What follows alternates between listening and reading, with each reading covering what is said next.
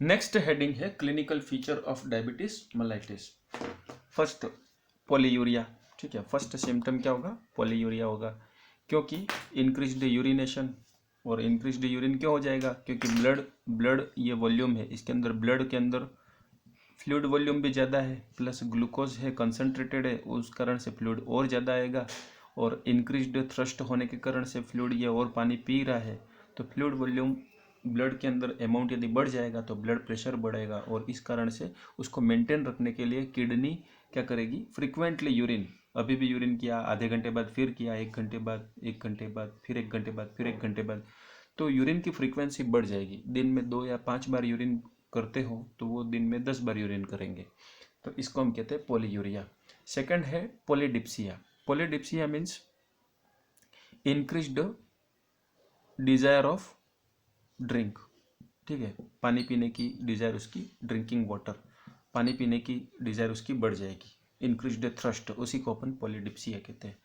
Polyphagia means जब body के अंदर जो सेल्स हैं इनको ग्लूकोज भी नहीं मिल रहा था, ठीक है, इनसे पानी भी खींच लिया कैपिलरीज ने, क्योंकि कैपिलरीज में ग्लूकोज ज़्यादा है तो वो सेल से पानी खींच लेंगी। तो सेल के अंदर तो ग्लूकोज भी नहीं रहा, पानी भी नहीं रहा, तो ये तो मालिक को वही कंप्लेन करेंगे, सर पहले तो ग्लूकोज नहीं मिल रहा था, आपने ग्लूकोज दिया तो वो ग्लूकोज ब्लड ने ले लिया, अब हमारे अंदर जो पानी था वो भी ब्लड ने खींच लिया, क्योंकि उसके अंदर ग्लूकोज ज़्यादा है तो हमारा पानी भी उसने खींच लिया। तो पहले तो ग्लूकोज भी हमसे छीन लिया, अब पानी भी हमसे छीन लिया, पानी तो दो कम से कम, तो वो पानी दो, ये भावना लेके राजा के पास जाते हैं तो ये थ्रस्ट करवा देते हैं। समझ में आ गया? और फिर भी इनको एनर्जी तो मिलती ही नहीं है, और इसी कारण से ये इंक्रीज्ड एपेटाइट करवाते हैं। और इंक्रीज्ड एपेटाइट को ये अपन क्या कहते हैं? भूख ज़्यादा लगना, तो फेजिया, पॉलीफेजिया। इसलिए डायबिटीज़ वाले पेशेंट्स को खाने की इच्छाएं ज़्यादा होती है, खाने की, पीने की और जाने की, तीनों इच्छाएं पेशेंट को बढ़ जाती है। फोर्थ पे हम देखते हैं increased blood sugar level. Fasting time में ब्लड शुगर लेवल क्या हो जाता है? बढ़ जाता है। ये भी एक क्लिनिकल फीचर है। इसके बाद पेशेंट जो है, भले वो ज़्यादा पानी ड्रिंकिंग कर रहा है, ड्रिंकिंग वाटर कर रहा है, ईटिंग कर रहा है, ठीक है, लेकिन एनर्जी तो बॉडी में जा ही नहीं रही, इस कारण से उसका फटीग तो बढ़ता ही जाता है। फटीग उसको महसूस होता है, वीकनेस उसको महसूस होती है, क्योंकि जो चीज़ें वो ले रहा है उसका प्रॉपर मेटाबॉलिज्म तो हो नहीं पा रहा है, उसका बॉडी यूज कर नहीं पा रही है, इस कारण से उसे फटीग और वीकनेस महसूस होती है। तो इसी तरह से ये सिम्टम्स हैं। और भी कुछ सिम्टम्स हैं, जैसे कि इम्पोर्टेंट यदि कम्पिटिटिव एग्जाम से देखें तो कुछ और भी पॉइंट्स हैं, जैसे कि इंक्रीज्ड यदि BSL रहता है तो ये आपके वुंड हीलिंग प्रोसेस को रिड्यूस करता है। ठीक है, ये ब्लीडिंग ज़्यादा करवाता है, या कह सकते हैं कि क्लॉटिंग प्रोसेस को रोकता है, क्लॉटिंग कम करवाता है। ठीक है, सपोज ये पर्सन है और इस पर्सन को क्या है? डायबिटीज मेलाइटिस है, और किसी कारणवश इसकी बदकिस्मती से यदि इसको इंजरी हो जाती है, पैर में यदि इंजरी हो जाती है, तो ये इंजरी लंबे समय तक विल नॉट रिकवरी प्रॉब्लम आती है, विल नॉट रिकवर नहीं हो पाएगी, क्योंकि शुगर ज़्यादा है इसमें, शुगर, इसके ब्लड में शुगर ज़्यादा है, और ब्लड क्लॉट नहीं हो पाएगा, और ब्लड क्लॉट नहीं हो पाएगा तो वुंड हीलिंग का प्रोसेस नहीं हो पाएगा, इन्फेक्शन दूर नहीं हो पाएगा, और ये इंजरी लंबे समय तक रहती है, या कभी कभी तो ये लाइफ टाइम रहती है इंजरी। तो इस तरह के पर्सन को अपन कहते हैं, इस तरह की कंडीशन को कहते हैं डायबिटीज़ वाले पेशेंट का फुट, मतलब कि इसको मोस्ट कॉमन तो इसको पैर में इंजरी के चांस ज़्यादा रहते हैं, क्योंकि डायबिटीज़ जैसे प्रोग्रेस करती है तो पेरिफेरल टिश्यू डैमेज होते रहते हैं और ये इंजरी होती है। ये ज़्यादा डिटेल की बात है, ठीक है। और इसीलिए डायबिटीज़ वाले पेशेंट जो हैं उनके पैरों में चप्पल रखने चाहिए, या पैर का ध्यान रखना चाहिए कहीं पैर में स्वेलिंग ना हो, एडिमा ना हो, रिस्क ऑफ इंजरी ना हो, क्योंकि डायबिटीज़ वाले पेशेंट को यदि एक बार रिस्क इंजरी यदि हो जाती है और यदि उसमें इन्फेक्शन हो गया तो उसको रिकवर करना, वुंड हीलिंग करना, फ्री फ्रॉम इन्फेक्शन करना, वो बहुत मुश्किल हो जाता है ना। लाइफ टाइम भी रह सकता है और इन्फेक्शन बढ़ सकता है, नेक्रोसिस, गैंग्रीन भी हो सकता है। तो उस सीरियस कंडीशन को अपन डायबिटिक फुट कहते हैं। स्पेशली ये पैर के अंदर इसकी रिस्क ज़्यादा रहती है, क्योंकि सारा ब्लड फ्लो पैर की तरफ ज़्यादा रहता है, ठीक है। और नेक्स्ट हम इसी में देखेंगे कि डायबिटीज़ वाले पेशेंट को स्किन इन्फेक्शन रिस्क ज़्यादा रहती है, रिस्क ऑफ स्किन इन्फेक्शन। और दूसरा वेजाइनल इन्फेक्शन, यदि लेडीज है तो वेजाइनल इन्फेक्शन की रिस्क ज़्यादा रहती है, क्योंकि इम्यून सिस्टम डिस्टर्ब हो जाता है। ठीक है, इस तरह से ये आपके क्या हो गए। यदि डायबिटीज़ मेलाइटिस और यदि बढ़ जाए तो ये पर्सन कोमा तक भी जा सकते हैं।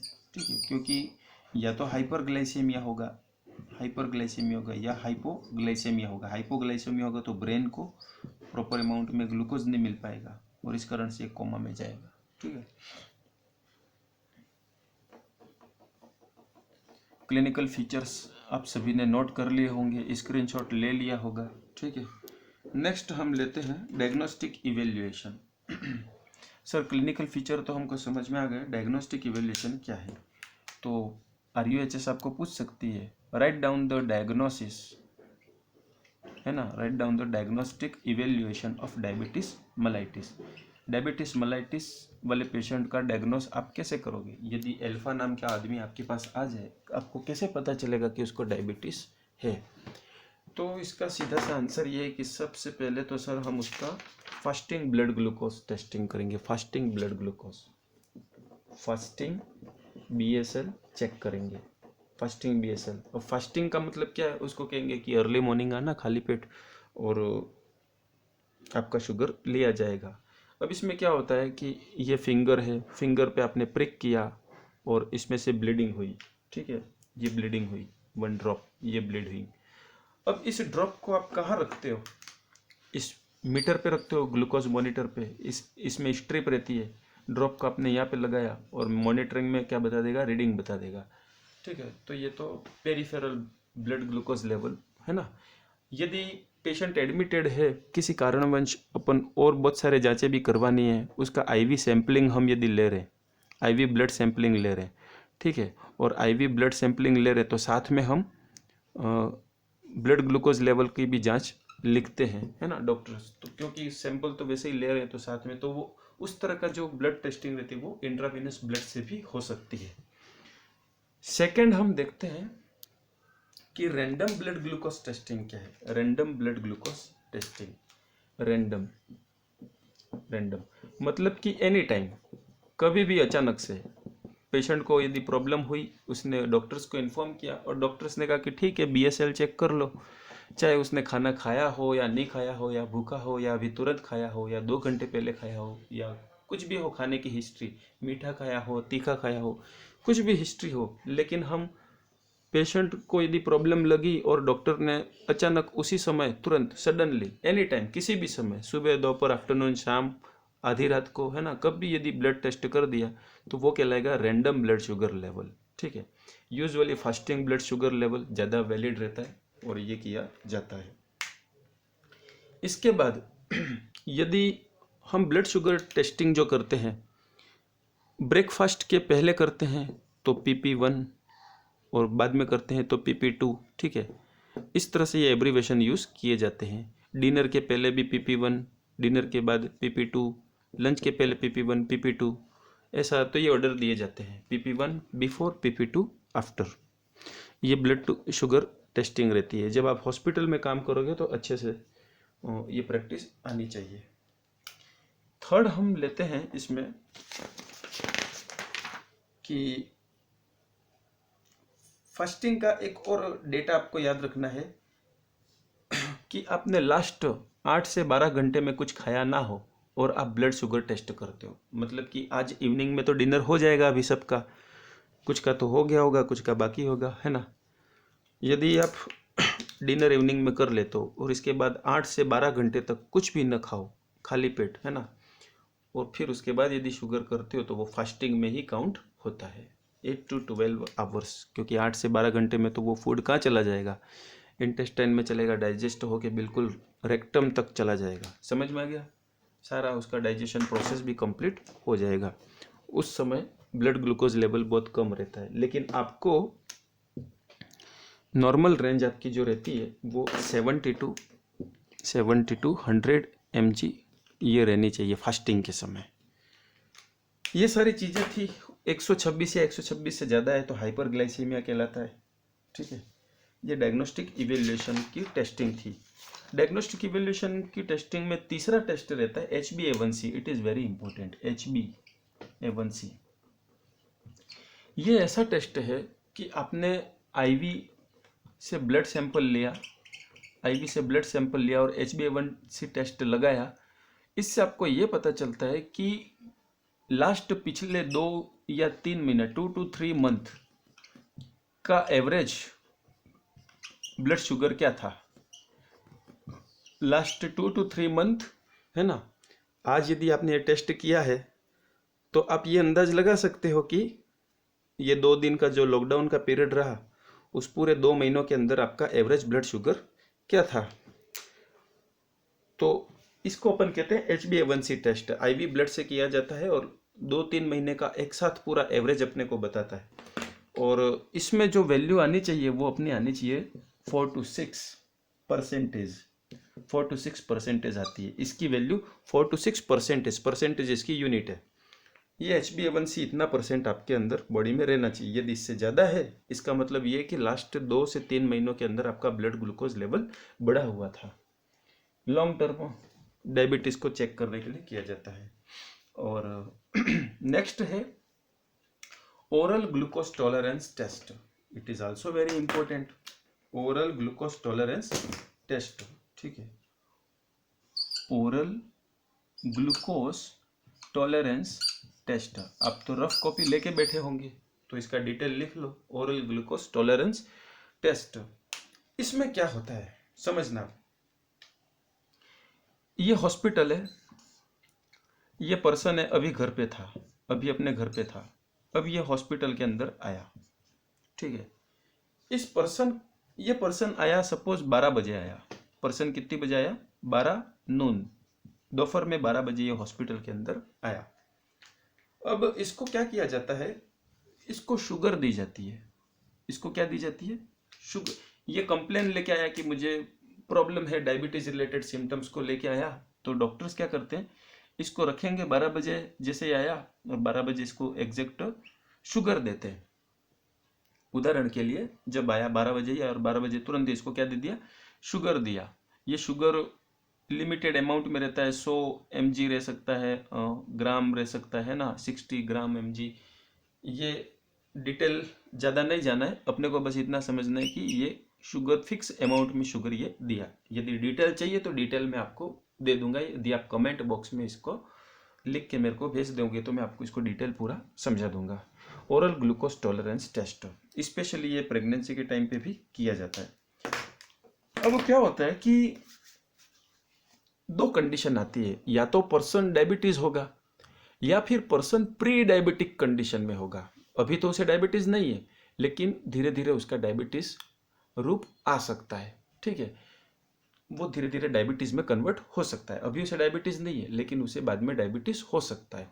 तो उस कंडीशन को अपन कहते हैं प्री डायबिटिक कंडीशन। और प्री डायबिटिक कंडीशन को चेक करने के लिए ओरल ग्लूकोज टॉलरेंस टेस्ट किया जाता है। इसमें पर्सन को ओरली ग्लूकोज दिया जाता है, फिर पर्सन को 2 आवर्स वेट करने को बोला जाता है। 2 आवर्स 3 आवर्स ये टेस्ट पे डिपेंड करता है, ठीक है। हम उदाहरण के लिए 2 आवर्स रेस्ट कराएंगे। पर्सन को कहेंगे कि आपको कुछ भी एक्सरसाइज नहीं करनी है, ठीक है, और खाना वाना कुछ भी नहीं है, अभी कुछ भी खाना वाना चाय वाय कुछ भी कोई दे तो नहीं पीना है। अभी आपको खाली हमने शुगर दे दी है। 2 घंटे के अंदर आपकी बॉडी, है ना, 2 घंटे के अंदर आपकी बॉडी उस ग्लूकोज को टॉलरेट कर पाती है या नहीं, उस ग्लूकोज को ग्लाइकोजन में कन्वर्ट कर पाती है या नहीं। यदि कर पाती है तो उसका एक नॉर्मल अमाउंट आ जाएगा। एग्जाम्पल के लिए मैं बता रहा हूं इतना, ठीक है। 70 से 100 तो ये फास्टिंग के टाइम रहता है, लेकिन शुगर देने के बाद 2 घंटे पे अमाउंट इतना आ जाएगा, थोड़ा सा बढ़ जाएगा। लेकिन यदि इसकी बॉडी दिए गए शुगर को टॉलरेट नहीं कर पाती है तो ये वैल्यू 2 घंटे के बाद ये BSL की जो वैल्यू है ये बढ़ सकती है, क्योंकि उसने ग्लूकोज लिया है और काम तो कुछ कर नहीं रहा है, सीटिंग पे बैठा है ना। तो उसकी बॉडी उस ग्लूकोज को टॉलरेट नहीं कर पाती है, उसको ग्लाइकोजन में कन्वर्ट नहीं कर पाती है। और यदि उसका ब्लड लेवल इससे भी ज़्यादा बढ़ जाता है, मैं ये डेटा जो है वो एग्जाम्पल के लिए बता रहा हूँ, इससे भी यदि ज़्यादा बढ़ जाती है तो इसको हम क्या कहते हैं, प्री डायबिटिक कंडीशन। इस पे हम डाउट कर सकते हैं कि पेशेंट को दिया गया ग्लूकोज टॉलरेट नहीं हो पा रहा है। तो ये शुगर कितनी देनी है, कितने आवर बाद चेक करना है, ये सब हम OGTT की जब क्लास लेंगे तो उसमें डिटेल ये देख सकते हैं। ओके, तो ये होता है oral glucose tolerance test. This test is used to confirm the pre diabetic condition. यदि ज्यादा आता है तो हम कह सकते हैं कि आपको प्री डायबिटीज है, और प्री डायबिटीज के लिए जो ट्रीटमेंट है वो दिया जाता है ताकि उसे डायबिटीज ना हो, और हो तो यदि धीरे धीरे हो उसे रिलीफ मिले। नेक्स्ट है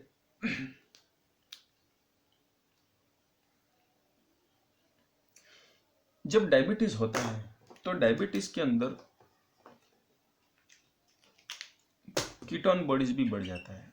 ठीक है, डायबिटिक कीटो एसिडोसिस के नाम से जानते हैं। तो इसको चेक करने के लिए सीरम कीटोन लेवल को चेक करेंगे, सीरम कीटोन लेवल टेस्ट।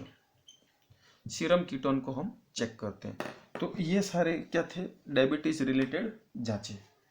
आपने स्क्रीनशॉट ले लिया होगा, मैं आगे बढ़ता हूं।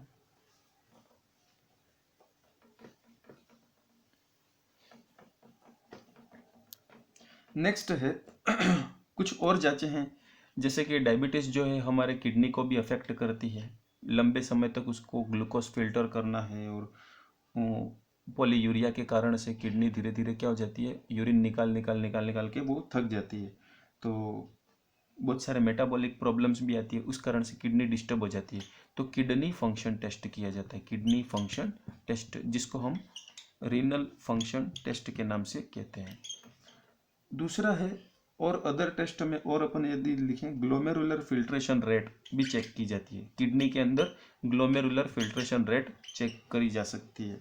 और जांचें हो सकती हैं ब्लड यूरिया नाइट्रोजन, ब्लड के अंदर यूरिया और नाइट्रोजन के कंपाउंड बढ़े हुए मिल सकते हैं, कीटोन बॉडीज भी मिल सकती है, शुगर भी मिल सकती है। ठीक है, और यदि किडनी यदि फेल हो गई है तो क्रिएटिनिन लेवल भी ब्लड में बढ़ सकता है। तो डायबिटिक कंडीशन, यदि सपोज करो ये आपकी पेनक्रियाज है, इससे डायबिटीज मेलाइटिस हुआ और ये इसने प्रोग्रेस किया, तो क्या क्या अफेक्ट होंगे, किडनी अफेक्ट होगी। ठीक है, इम्यूनिटी सिस्टम, थाइमस ग्लैंड बना रहा हूं मैं, thymus gland not thyroid gland, kidney affect होगी, इम्यून सिस्टम अफेक्ट होगा। इस तरह से लीवर होगा, क्योंकि ये मेटाबॉलिक डिसऑर्डर है, लीवर अफेक्ट होगा। तो इनसे रिलेटेड भी जांचें करी जाती हैं। नेक्स्ट है कि कोलेस्ट्रॉल लिपिड प्रोफाइल, है ना। कोलेस्ट्रॉल भी देखा जाता है कि पर्सन को कोलेस्ट्रॉल तो ज़्यादा नहीं है, क्योंकि कोलेस्ट्रॉल ओबिसिटी ज़्यादा होने के कारण से भी डायबिटीज मेलाइटिस हो सकता है। तो लिपिड प्रोफाइल चेक की जाती है, ब्लड की लिपिड, सारे लिपिड क्या क्या लेवल में हैं, ये चीज़ें चेक करी जाती है। तो ये बहुत सारी जांचें हो गई है। ठीक है, ये सारी जांचें मैं नोट्स के रूप में आपको दे दूंगा, और अभी तो आप इसका स्क्रीनशॉट ले सकते हो रिवीजन के लिए। नेक्स्ट लेंगे हम डायग्नोस्टिक इवेल्युएशन के बाद नर्सिंग मैनेजमेंट, नेक्स्ट वीडियो में, sorry, management of the diabetes mellitus. Next video में हम देखेंगे मैनेजमेंट ऑफ डायबिटीज मेलाइटिस, जो कि सबसे ज़्यादा इम्पोर्टेंट है।